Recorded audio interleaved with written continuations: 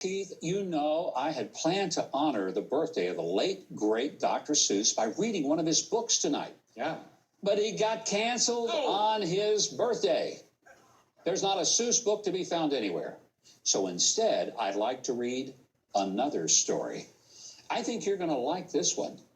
Keith, this is pretty cool. It's How the Left Stole Reading. That's the name of the story. Yeah.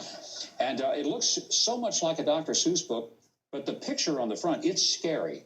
I don't know if you can see it, but it's a caricature of Adam Schiff. Oh, no.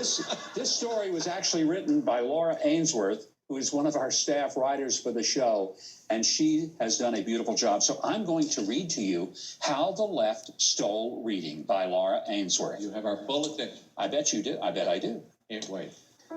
Every kid down in Kidville liked reading a lot, but the left, who controlled education, did not.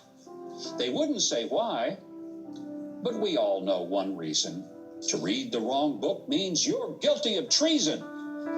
They also just hated the folks on the right. They said we're oppressors, at least if we're white. But I think that the most likely reason of all may have been that their brains were 2 sizes too small.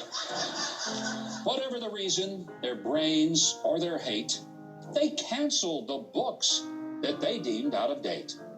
They stared at the kids from their ivory tower while focusing all of their brainwashing power. We can't let them read Dr. Seuss, they exclaim. We have to start erasing his name. We'll target 6 books with some troublesome art, while keeping in mind that's only the start. Kids love Dr. Seuss, said the folks on the right.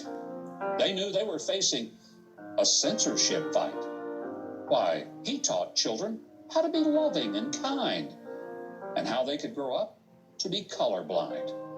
Colorblind, screamed the left, their eyes practically bleeding. We must find a way to keep children from reading, to think, the unwokeness their minds could retain. Why, they're reading the Bible, they're reading Mark Twain. And old Dr. Seuss, he's the worst of the lot. If kids want to read him, we'll say they must not. We'll say he's a bigot and lacks credibility, and then give all the children that book, White Fragility. We'll find all the books that aren't focused on race, we'll gather them up, and we'll hide them someplace.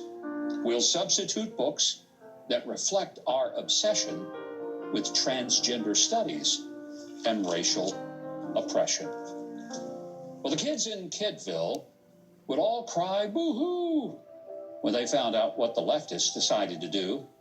The fun books were gone, and they felt really sad. The white kids were taught they deserved to feel bad. But parents arose. They had had quite enough. They fought for their kids, and it got pretty rough. They went to the school board, and all had their say, and their courage and their hearts grew 3 sizes that day. They brought back the books that the left had rejected, and they made sure that freedom of speech was protected. The books were all safe and were put to good use, and we ourselves honor the ones. By Dr. Seuss.